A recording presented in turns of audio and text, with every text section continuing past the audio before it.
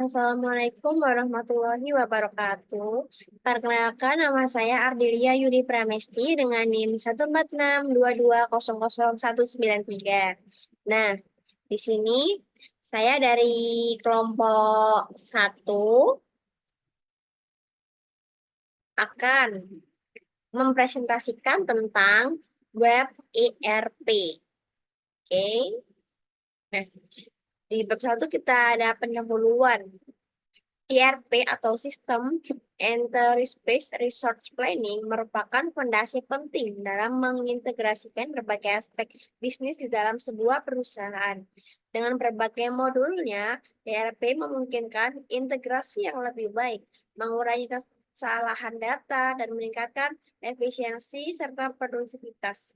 Selain itu, software akuntansi menjadi elemen kunci dalam mencatat aktivitas keuangan perusahaan secara sistematis. Implementasi sistem ERP merupakan tahapan yang matang, dimulai dari penemuan tujuan dan kebutuhan hingga pemilihan vendor dan pengujian sistem. Dengan implementasi yang tepat, perusahaan dapat meningkatkan efisiensi operasional dan kemampuan pengambilan keputusan yang lebih baik. Dalam era bisnis yang semakin kompetitif dan dinamis, perusahaan-perusahaan di seluruh dunia semakin mengakui pentingnya mengintegrasikan dan mengolah sumber daya mereka secara efisien. Salah satu alat yang paling efektif untuk mencapai hal adalah dengan menggunakan sistem perancangan sumber daya perusahaan atau Enterprise Resource Planning, yaitu ERP. ERP tidak hanya tentang teknologi, tetapi juga tentang transformasi bisnis. Dengan penggabungan berbagai modul dan fitur, ERP memungkinkan perusahaan untuk mengintegrasikan dan mengelola berbagai aspek operasional mereka, mulai dari manajemen keuangan hingga rantai pasokan produksi, penjualan, dan layanan pelanggan. Nah, di modul pertama kita akan memahami bahwa analisis kebutuhan ERP dimulai dengan pemahaman dan yang mendalam tentang tujuan bisnis, perusahaan, dan proses bisnis yang ada.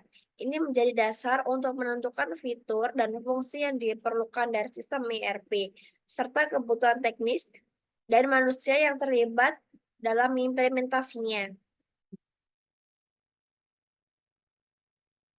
Modul ERP ini juga membahas berbagai pilihan implementasi, baik berbasis web maupun desktop, serta proses implementasi yang tepat. Penting untuk memahami bahwa implementasi sistem ERP merupakan bukanlah hanya tentang teknologi, tapi juga melibatkan pemahaman yang mendalam tentang proses bisnis, perusahaan, dan keterlibatan aktif dari semua pihak terkait.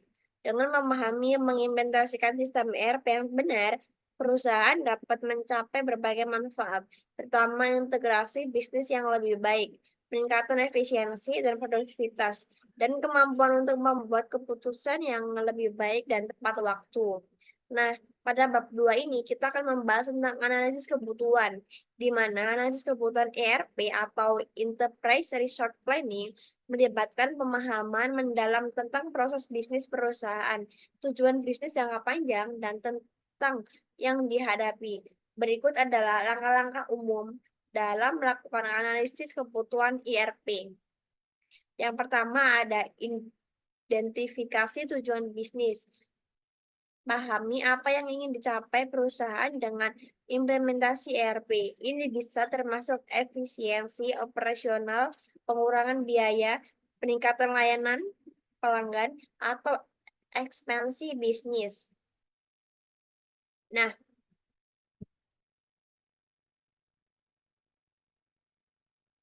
yang kedua ada tinjau proses bisnis saat ini. Identifikasi proses bisnis yang ada dan efisiensi, kelemahan, serta potensi perbaikan. Fokus pada era di mana ERP dapat memberikan manfaat signifikan. Yang ketiga ada identifikasi kebutuhan fungsional. Ini membahas tentang menentukan fitur dan fungsi yang diperlukan dari sistem ERP. Ini meliputi manajemen keuangan, manufaktur, rantai pasokan, manajemen proyek, dan lainnya sesuai dengan kebutuhan bisnis. Nah, poin yang keempat ada identifikasi kebutuhan teknis. Tinjauan infrastruktur TI yang ada dan tentukan kebutuhan teknis untuk mendukung implementasi ERP, seperti keamanan data, integrasi dengan sistem yang ada, dan skala yang diperlukan. Poin kelima, evaluasi tentang ERP yang tersedia. Bandingkan berbagai solusi ERP yang ada di pasaran dengan kebutuhan bisnis dan teknis perusahaan Anda. Pertimbangan faktor seperti biaya, skala, dukungan pelanggan, dan integrasi dengan aplikasi lain. Yang keenam ada rencanakan implementasi dan pengembangan. Buat rencana implementasi yang mencakup tahapan pengembangan, pelatihan pengguna, migrasi data, dan uji coba sistem kebutuhan diluncurkan secara penuh. Yang ketujuh ada pertimbangan faktor manusia. Selain teknologi, pertimbangan juga aspek manusia dan implementasi ERP. Pasti karyawan terlibat dan dilatih dengan baik untuk mengoptimalkan penggunaan sistem baru. Nah, yang poin terakhir nomor 8 yaitu evaluasi dan penyesuaian. Melakukan evaluasi reguler setelah implementasi untuk menilai kinerja ERP, identitas masalah, dan melakukan penyesuaian jika diperlukan kebutuhan untuk memenuhi perubahan kebutuhan bisnis. Di 3 ada fitur fungsional. Fitur fungsional adalah dalam sistem ERP atau Enterprise Resource Planning sangat bervariasi, tergantung pada vendor atau solusi ERP yang dipilih. Namun secara umum berikut beberapa fitur fungsional yang umum ada dalam sistem ERP, yaitu manajemen keuangan, manajemen produksi dan persediaan, manajemen rantai pasokan, manajemen proyek, manajemen sumber daya manusia atau SDM, manajemen penjualan dan pemasaran, manajemen layanan pelanggan, analisis dan laporan, dan yang ke-9 ada integrasi tentang aplikasi eksternal. Nah, poin 9 ini ada fitur ini memungkinkan integrasi dengan aplikasi lain seperti sistem manajemen hubungan pelanggan atau CRM, sistem manajemen produksi atau MES, dan sistem manajemen inventaris. Nah, di 3.2 ada fitur non-fungsional atau URPS Plus. Nah, di sini kita ada gambar tentang non-fungsional atau requirement. Ada yang pertama ada skalabilitas, probabilitas, compatibility, reliability, availability, maintainability, security, usability, dan performance. Nah, keamanan ada pada usability, reliability, performance, dan supportability. Saya akan menjelaskan tentang sistem yang harus menyediakan antarmuka yang mudah digunakan untuk mengolah akses di pengguna dan izin, sehingga pengguna dapat dengan mudah memahami dan mengoperasikan fitur keamanan. Kemudian di kinerja ada usability, reliability, performance, dan usability. Nah, antarmuka pengguna harus responsif dan cepat, sehingga pengguna dapat dengan mudah mengakses dan menggunakan fitur sistem tanpa hambatan. Nah, yang di skalabilitas ada usability, reliability, performance, dan supportability, di mana pengguna harus dengan mudah menyesuaikan kapasitas sistem sesuai dengan kebutuhan bisnis yang berkembang. Ketersediaan ada usability, reliability, performance, dan supportability, di mana antarmuka pengguna harus tetap tersedia dan berfungsi dengan baik sepanjang waktu sehingga pengguna dapat mengakses sistem kapanpun diperlukan. Nah, pada poin 3.3 ada modul ERP. WPRP adalah sistem akuntansi dan manajemen bisnis berbasis web lengkap yang hanya membutuhkan browser web dan pembacaan PDF untuk digunakan. Ini memiliki berbagai fitur yang cocok untuk banyak bisnis, khususnya bisnis yang didistribusikan di grosir, didistribusikan, dan manufaktur. Ketika kombinasi dengan sistem point of sale desktop interaktif, pihak ketiga itu juga dapat membantu pusat sistem manajemen retail multi cabang yang tersebar, webshop yang terintegrasi penuh dengan tersediaan sebagai add-on pihak ketiga. WPRP adalah sebagai aplikasi sumber terbuka dan tersedia sebagai unduhan gratis untuk digunakan dan dengan mudah dengan semua kode PHP yang ditulis dengan cara yang dapat diakses bagi Anda untuk menambahkan fitur Anda sendiri sesuai kebutuhan. Nah, ERP tidak dapat diartikan dengan menerjemahkan dan keperpanjangan saja. Kata planning dan kata research bukan inti dari ERP, tetapi kata enterprise merupakan inti sebuah dari istilah ERP, yaitu untuk menyatukan seluruh departemen dan fungsi yang ada pada sebuah perusahaan ke dalam sebuah sistem komputer terpadu yang dapat mengkomoditasi seluruh kebutuhan spesifik dari departemen yang berbeda. Sistem inilah yang harus dapat memenuhi semua kebutuhan departemen dan mereduksi pekerjaan-pekerjaan manual yang ada. ERP mengintegrasikan sistem komputer yang tadinya saling berdiri sendiri pada departemen-departemen yang ada, khususnya departemen keuangan. Nah, software akuntansi merupakan perangkat lunak atau software yang digunakan untuk memudahkan aktivitas dan perancangan keuangan dengan memanfaatkan konsep modularitas atau serangkaian aktivitas yang serupa dalam modul-modul spesifik seperti pembelian akun payment atau penjualan akun traceable, pengujian buku besar, dan lainnya. Perangkat lunak ini bisa merupakan perangkat lunak yang dikembangkan sendiri oleh perusahaan atau diberi dari pihak ketiga yang menyediakan dan dapat pula merupakan kombinasi keduanya. Nah, software web ERP merupakan salah satu software open ERP yang berbasis web, di mana sistem yang ada di web ERP menunjang proses akuntansi di suatu perusahaan. Nah, ada di sini ada poin development, security lagi, capability, dan codes, real-time access, add module, add upgrade system, kemudian problem solving. Nah, saya akan menjelaskan secara singkat satu persatu ya. Di web based, untuk file development, customer tidak perlu melakukan instalasi aplikasi di masing-masing PC maupun desktop. Customer cukup membuka web browser dan memasukkan IP atau domain, maka sudah dapat mengakses aplikasi tersebut. Nah, untuk security, timeline lebih user-friendly dan good-looking.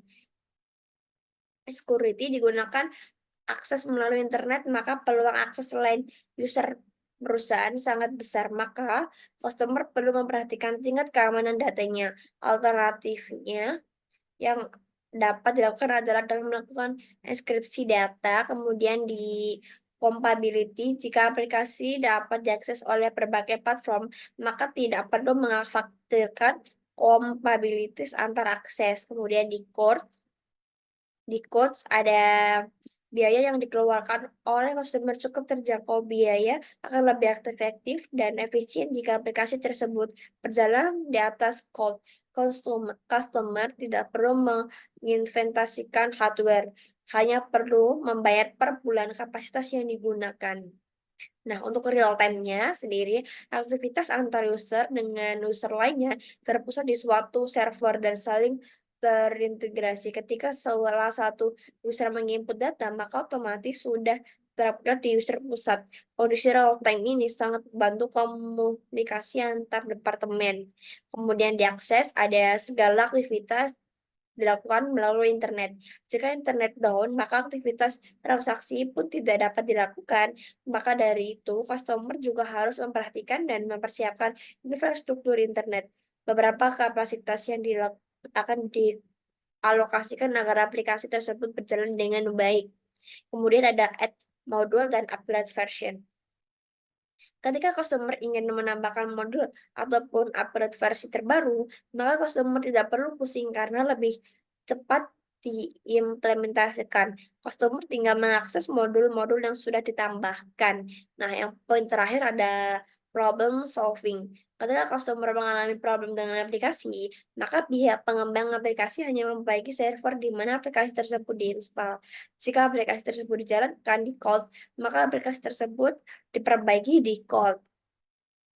Nah, demikian presentasi dari saya. Kurang lebihnya saya mohon maaf. Wassalamualaikum warahmatullahi wabarakatuh. Selanjutnya akan dilanjutkan oleh teman-teman saya. Assalamualaikum warahmatullahi wabarakatuh. Perkenalkan, nama saya Muhammad Bisma Persetia, NBI saya 14622000202. Di sini saya akan membuat sebuah video mengenai modul ERP yang diberi tugas untuk menganalisa apa itu web ERP.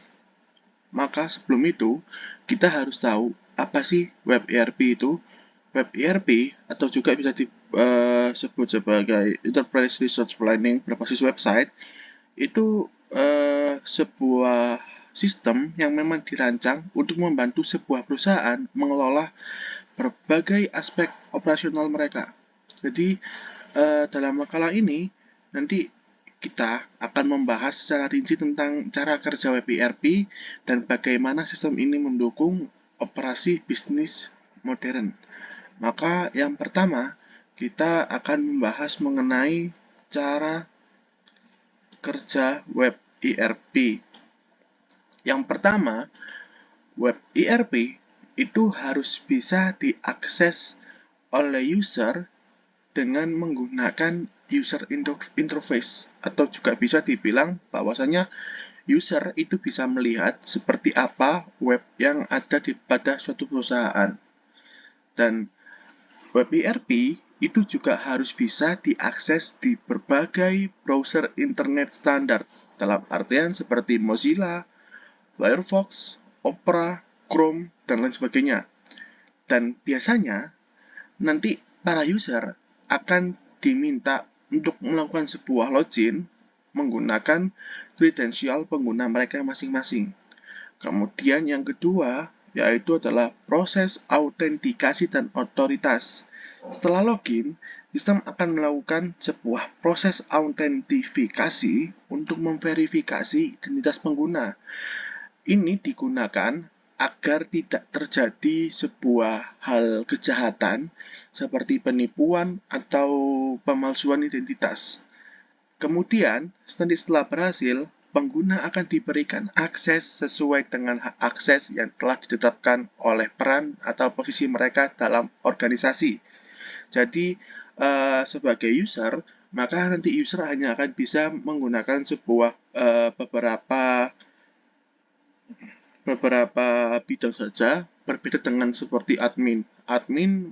Biasanya admin itu nanti akan bisa mengakses semua yang ada di dalam web ERP.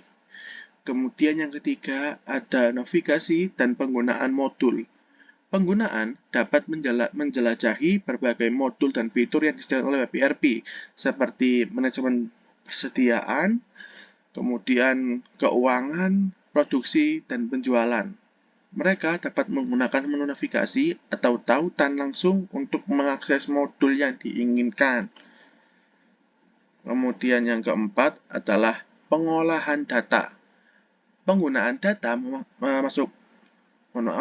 penggunaan data, lalu juga memasukkan data, mengedit atau menghapus dalam suatu operasional perusahaan itu bisa melalui interface yang memang sudah disediakan di dalam web.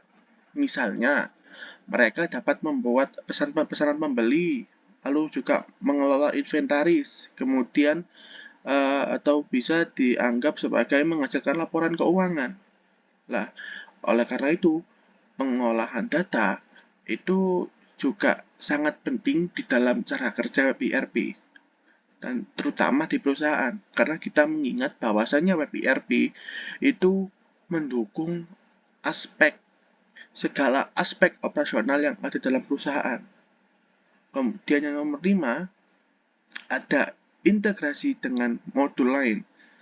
Data yang dimasukkan atau diperbarui dalam web ERP akan diintegrasikan dengan modul lain dalam sistem. Misalnya, pesanan pembelian yang dibuat oleh Departemen Pembelian akan diintegrasikan dengan modul inventaris untuk mengupdate stok barang. Kemudian, yang keenam, ada pengolahan transaksi dan proses bisnis. Web ERP akan memproses transaksi dan mengaktifkan berbagai proses bisnis seperti pemrosesan pesanan, pengelolaan faktur, dan penjadwalan produksi. Proses-proses ini akan dilakukan sesuai dengan aturan bisnis yang telah ditetapkan oleh perusahaan. Setelah kita membahas cara kerja dalam web ERP, maka kita harus terlebih dahulu apa aja sih yang fitur non-fungsional di dalam web ERP itu. Yang pertama, ada keamanan. Kenapa keamanan? Di sini sudah saya jelaskan bahwasanya web ERP menyediakan fitur keamanan yang kuat, termasuk autentikasi pengguna, enkripsi data, dan kontrol akses yang ketat untuk melindungi data perusahaan. Kemudian yang nomor 2, ada kinerja. Sistem web ERP dirancang untuk memberikan kinerja yang optimal, bahkan saat mengelola volume data yang besar atau pada saat lalu lintas tinggi. Kemudian yang ketiga ada skalabilitas. Web ERP dapat berkembang sesuai dengan kebutuhan perusahaan, memungkinkan peningkatan jumlah pengguna, volume data, dan kompleksibilitas, atau juga bisa dibilang kompleksitas bisnis tanpa mengorbankan kinerja. Kemudian yang keempat ada ketersediaan. Sistem web ERP ini dirancang untuk memiliki ketersediaan yang sangat tinggi dengan perencanaan pemeliharaan rutin dan pemulihan bencana yang efektif. Di sini yang dimaksud dalam pemulihan bencana yang efektif itu biasanya web ERP itu kan sering diserang oleh berbagai macam virus atau juga sebagai hacker seperti DDoS ataupun apapun itu segala macamnya. Oleh karena itu, maka pemeliharaan rutin atau maintenance itu sangat diperlukan di dalam web ERP. Kemudian selanjutnya adalah keterukuran. Web ERP menyediakan laporan dan analisis yang akurat dan mudah dipahami, membantu manajemen dalam membuat keputusan yang informasional dan strategis. Kemudian, setelah kita tahu fungsi fitur non-fungsionalnya, maka kita harus tahu pertimbangan penting untuk implementasi modul web ERP itu apa aja sih? Yang pertama, kita harus memahami ini. Yang pertama adalah ini. Pemahaman mendalam tentang proses bisnis. Memahami proses bisnis perusahaan adalah kunci untuk merancang solusi ERP yang sangat-sangat efektif. Kemudian yang kedua, ada keterampilan pengembangan web. Jadi, di sisi lain, kita juga harus mengetahui kebutuhan apa saja yang di dalam web ERP dan juga perusahaan kita. Contohnya, kita membuat web ERP menggunakan hypertext markup language, kemudian kita menggunakan CSS, JavaScript, dan pemrograman server-side seperti PHP atau Python. Yang terpenting adalah di dalam web ERP kita itu pasti nantinya akan menggunakan ini, tapi ada juga yang tidak. Tapi kebanyakan seperti ini. HTML, CSS, JavaScript, dan pemrograman server-side seperti PHP atau Python. Kemudian kita harus menggunakan database. Kenapa database ini masuk ke dalam pertimbangan penting? Karena database itu berfungsi untuk menyimpan data pada semua perusahaan. Oleh karena itu, kenapa database itu sangat penting menurut saya di web ERP ini? Karena kita juga nantinya di sana akan merancang sebuah data, menyimpan dan juga mengelola data perusahaan. Jadi, ketika nanti ada suatu data yang miss, maka ketika kita ingin membackup, kita bisa melihatnya lewat database seperti itu. Kemudian kita harus tahu juga kerangka kerja ERP, yaitu Anda dapat menggunakan kerangka kerja ERP open source seperti Odoo, kemudian untuk juga ERP Next untuk mempercepat pengembangan. Kemudian juga yang terakhir adalah ya tim pengembang. Tim pengembang yang terampil dan berpengalaman dalam pengembangan web dan ERP. Maka kesimpulannya adalah web ERP atau sebuah sistem ERP berbasis website yang dapat memberikan dukungan yang kuat untuk operasi modern dengan menyediakan antarmuka yang mudah digunakan, integrasi yang kuat dengan modul lain, dan fitur-fitur non-fungsional yang seperti keamanan dan kinerja yang sangat-sangat optimal. Web ERP membantu perusahaan dalam mengelola operasi mereka dengan efisien dan efektif. Baik, mungkin dari saya sampai situ saja. Sebelumnya saya mohon maaf apabila ada salah kata. Wassalamualaikum warahmatullahi wabarakatuh. Nama saya Ananda Nugraha. Di sini saya akan membacakan poin 3.5 modul ERP. Secara perkembangan teknologi dan persaingan bisnis semakin ketat, diharapkan perusahaan bisnis bisa menyesuaikan diri dengan segala wujud perkembangan yang ada. Karena siapa yang tidak bisa menerima perubahan harus siap tertinggal.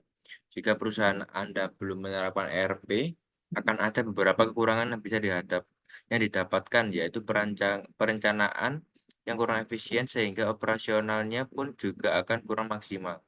Sebaliknya, jika Anda menggunakan ERP, akan ada beberapa kelebihan yang bisa didapatkan perusahaan seperti berikut.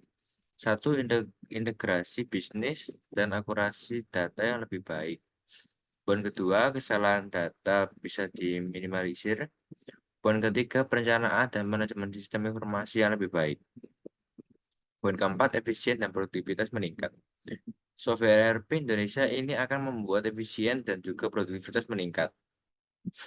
Poin kelima, membuat SOP yang lebih baik. Dengan menggunakan sistem ERP yang tepat dan sesuai dengan kebutuhan perusahaan, kerjaan akan lebih terstruktur sehingga tidak hanya tergantung pada individu tertentu saja. ERP software terbukti mampu menunjang kinerja perusahaan.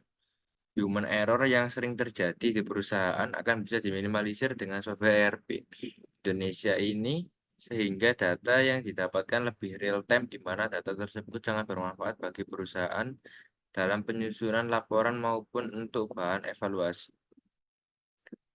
Proses implementasi sistem ERP. Untuk mengimplementasikan sistem ERP, perusahaan harus melalui beberapa tahapan, mulai dari penentuan tujuan dan kebutuhan, analisis bisnis, pemilihan vendor, hingga implementasi dan pengujian sistem. Proses implementasi sistem ERP juga melibatkan berbagai pihak dalam perusahaan, termasuk manajemen senior, departemen IT, dan staf operasional. Berikut merupakan contoh langkah-langkah implementasi sistem ERP yang bisa Anda gunakan sebagai referensi untuk perusahaan Anda. Yang pertama, penentuan tujuan dan kebutuhan. Ini adalah langkah pertama dalam implementasi sistem ERP. Perusahaan harus menentukan apa yang ingin dicapai dengan menggunakan sistem ERP dan bagaimana sistem ini dapat memenuhi kebutuhan sistem mereka. Analisis bisnis. Setelah tujuan dan kebutuhan ditentukan, perusahaan harus melakukan analisis bisnis untuk memahami bagaimana sistem ERP dapat membantu mereka mencapai tujuan bisnis mereka. Yang ketiga, pemilihan vendor. Setelah analisis bisnis selesai, perusahaan harus memilih vendor sistem ERP yang sesuai dengan kebutuhan perusahaan yang Anda inginkan. Yang keempat, implementasi dan pengujian. Setelah vendor dipilih, perusahaan harus melakukan implementasi sistem ERP dan melakukan pengujian untuk memastikan bahwa sistem ERP bekerja dengan baik. Setelah membahas mengenai tujuan penggunaan sistem ERP, keuntungan yang dapat diambil bagaimana sistem ERP bekerja dan bagaimana proses implementasi yang tepat, kita bisa menyimpulkan bahwa sistem ERP merupakan bagian penting dari strategi bisnis yang harus dipertimbangkan oleh setiap perusahaan. Tujuan penggunaan sistem ERP sangat penting bagi perusahaan dalam meningkatkan efisiensi bisnis, menyediakan informasi bisnis secara real-time, menjadi sumber informasi terintegrasi, dan mempermudah proses pengambilan keputusan. Sistem ERP dapat meningkatkan visibilitas bisnis dan membantu perusahaan dalam membuat keputusan yang lebih baik dan tepat. Implementasi sistem ERP yang tepat akan membantu perusahaan menuju kesuksesan. Proses implementasi sistem ERP memerlukan perencanaan yang matang dan harus dilakukan oleh tenaga profesional yang memahami sistem ERP dan bisnis perusahaan. Bab 4, pengujian modul.